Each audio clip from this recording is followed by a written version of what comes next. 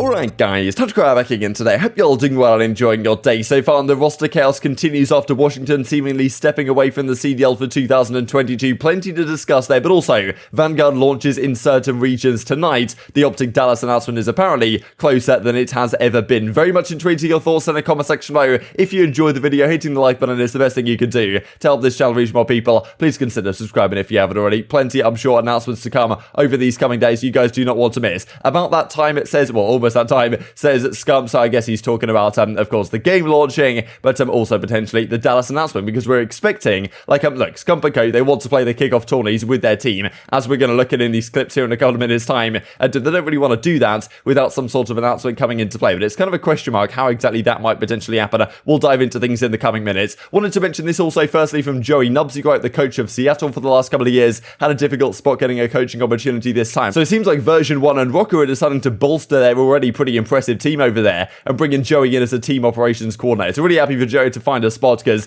it's really difficult when you've been part of an organization like Seattle to get another opportunity in a good position in esports. I think version 1 and Rokkr are certainly going to deliver that. So good to see from the Joey Nubsy side of things. Also wanted to mention this then from Astro though. So he's been throwing out a few cryptic tweets, such as this one, like whether people are saying like he's kind of dodging bullets or like, or whatever this is, or Neo from the Matrix or whatever. It's kind of tough to say. But anyway, there has been some suggestion that might be what's going on here. Of course, look, we believe OpTic Dallas is still going to be a thing. The merger's still going to go through, despite Washington seemingly pulling out for whatever reason of the CDL for 2022. And of course, the implications of that are pretty widespread that we're going to dive into in a couple of minutes here. And this also meant me what a week captain it is only Wednesday. So a lot still to happen maybe on the Envy side over the coming days. Especially this was noticed also from Hunter. Well, Justin Pistachio chucked up, hey lol, Envy at Dallas Fuel. Like, okay, where's the Dallas Empire, right? The thing is, right now, Dallas Empire still exists. And OpTic Dallas doesn't yet exist, right, as a branding. So if they're going to do the announcement, like, what are they going to announce as, right? Are they going to announce as OpTic Dallas? Is that ready to go? Do they have all the rights solidified? Or, like, are they just going to announce the team under Dallas Empire and then rebrand it down the line? I don't know, really, what they're thinking, but we'll have a look at that here in just a couple of seconds. Wanted to mention this then also. So a Kevin Hitt article came out yesterday from the Esports Observer discussing what he has heard with regards to this situation. So Sports Business Journal, TEO, this type of stuff. I'll leave a link down below. But anyway, this is the main article. The main reason, as told to SBJ, was financial concerns related to the cost of maintaining a Call of Duty League franchise, $25 to $35 million,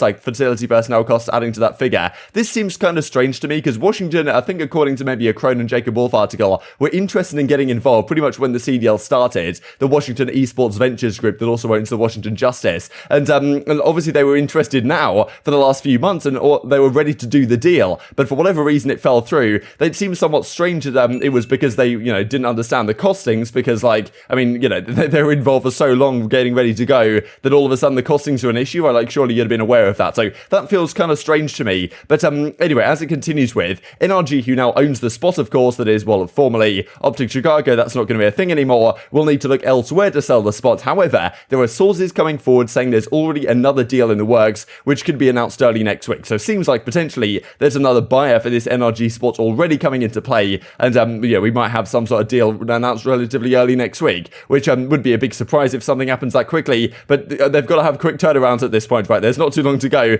The game launches literally today in some regions. Of course, some of the implications for this are very widespread. We discussed them yesterday with Florida targeting Vivid, for example, and this is like really unfortunate for the guys on Florida. And I think there's a lot of disappointment really with the way this has been handled, because it seems Yeez, who was kind of, in a sense, Yeez has kind of been screwed over, right? Because he was the substitute for Florida, and now it seems he's going to get dropped from the team. And the reason why he's getting dropped is kind of crazy. We'll have a look at it in just a second. But of course, like, I hope he'll get a sub spot elsewhere. But still, kind of strange why their team, in theory, their weakness is on the SMG side, and bringing in Vivid from the rumored Washington team is certainly a fantastic idea, and I'm very happy they're doing that. But still, you'd have thought maybe keep Yeez on your sub bench anyway, and like, don't just like release him after he had, well, potentially could have had an opportunity to get a good challengers team, and now a lot of the challengers teams are formed, and like hopefully get a sub spot somewhere. But it's tough for him. The other person it's tough for is the person that Vivid seemingly is replacing in the team, and that's going to be Havok. I feel so bad for Havok, right? It's like he's got screwed over twice in a row before the season even started, and you can say it's like it's just the nature of the sport, I suppose, which is kind of true to a degree. But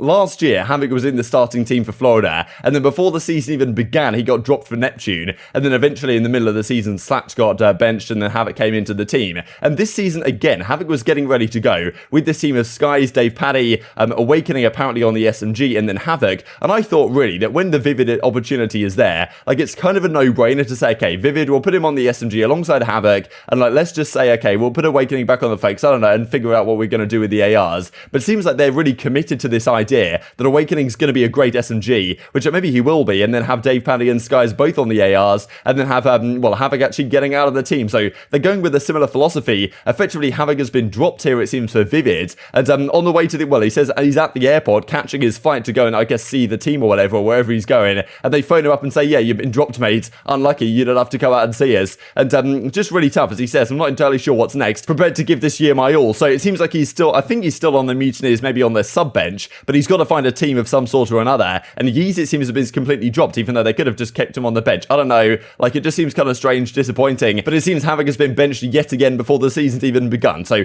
kind of crazy situation it's gone. Yeez apparently has a pretty good feeling about the future, so that's good to see. Hopefully he finds a spot somewhere else. But well, let's talk about the OpTic Dallas situation. So this from Scump last night. Stream is live, I'm back. That time has almost come, he says. I'll share a clip here from Scump's stream where they're kind of discussing the kickoff tournaments that go down as soon as Vanguard kicks off, and Damon Carmabalo says in the background, like, oh, there's got to be some sort of announcement coming, and Method is following up on it as well, and there's some talk about when it might potentially be, hinting very much that Scump knows, you know, he's going to team with his new squad of Dashi, Illy, and Shotzi, and probably alongside that may come an announcement sometime later today. Kickoff tournaments? Or yes, we are playing kickoffs.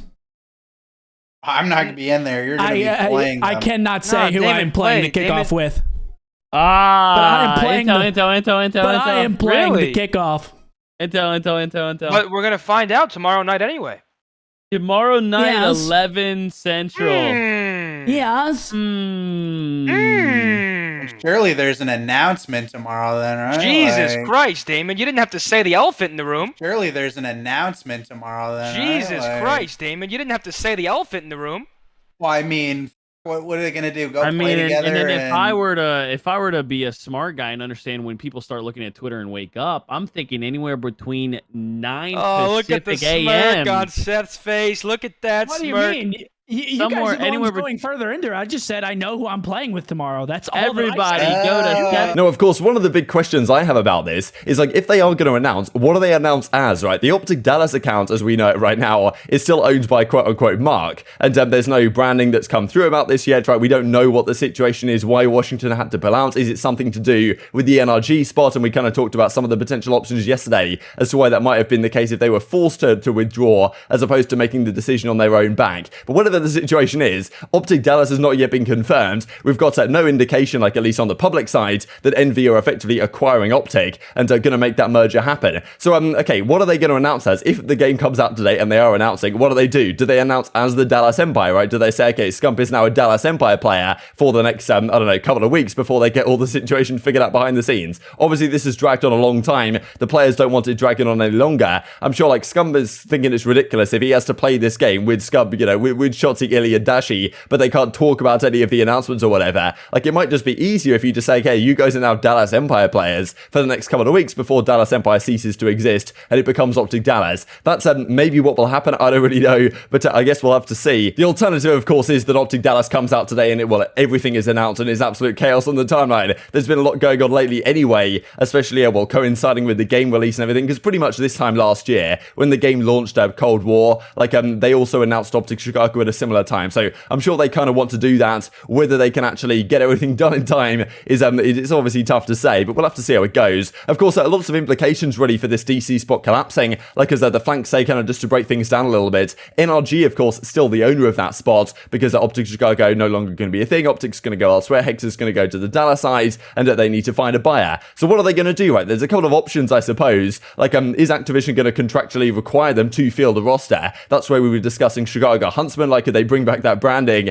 Like, because of course, building up a new branding would be like, you know, way too much effort for what it would be needed for. So of course, I'm thinking they're going to try and sell it onto another spot. And of course, Kevin Hitt in that article was kind of suggesting, yes, there is another buyer ready to go here to make this happen. So I mean, as we see, like 11-team league seems relatively unlikely. I'm not even sure how that would work in terms of making like a bracket work. Like, I think that'd be absolute chaos. Also, wouldn't be a particularly good look on any front. And there's also this discussion from Bob Morris, formerly general manager, or like he was one of the important guys guys over in Seattle Surge for the first year or so. Obviously, it didn't really work out too well, but it is what it is. Could the CDL purchase the spots so there's a 12th team heading into the year while looking for a buyer? So the CDL themselves purchasing a spot, I don't know too much about the NBA. Apparently, they did that in 2010 with the Hornets. Apparently, that didn't really work out too well, but also there'd be crazy implications of this, right? If the CDL was like owning their own team effectively and have to field their own roster, I don't really know like what that would even imply. I don't think that's something they want to do. I don't think that's something they will do, but is it better than having 11 teams in the league? Maybe it is. Like, that's the thing. Method's been doing a lot of implications, or at least a lot of clips have come out. The Method is kind of thinking he's not going to be on a roster for next year. We'll have a look at one of those, especially at the end of the video. But I mean, technically, if a 12th team does come in and they actually, a new ownership group comes in, you'd think they'd pick up a pretty similar team to what Washington were going to do.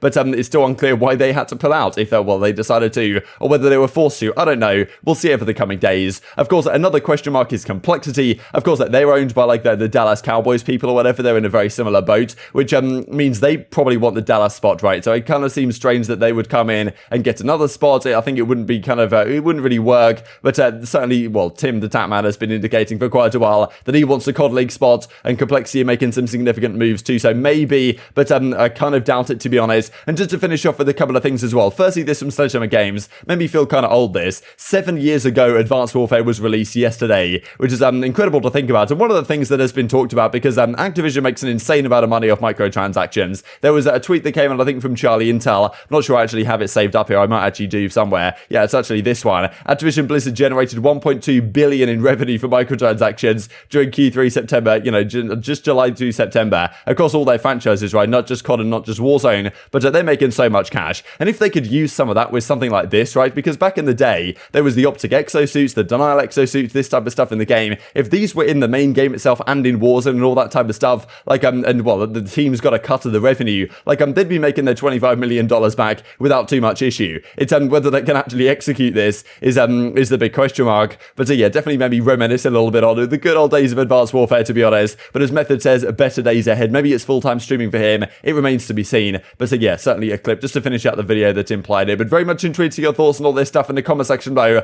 Hope you guys enjoyed the video. If you did enjoy it, hitting the like button tells those YouTube overlords this is a good video. Others like you may enjoy it as well. And I've grown the competitive Call of Duty community. Thank you for watching as always. Take care. And I will see you next time. Sin is one bad event away from retirement. Don Snaps, you think I forgot you saying that? Damn, I didn't. I remember. Because I'll remember, and I have a good memory. So what's up, Don Snaps? Did he actually say that? He said it, quote unquote. I read it, and I remember it like it was. I remember it like it was yesterday because it was yesterday. But hey, Don, you might have been right, but it's not even gonna be one event. If you get what I'm putting down. Oh no.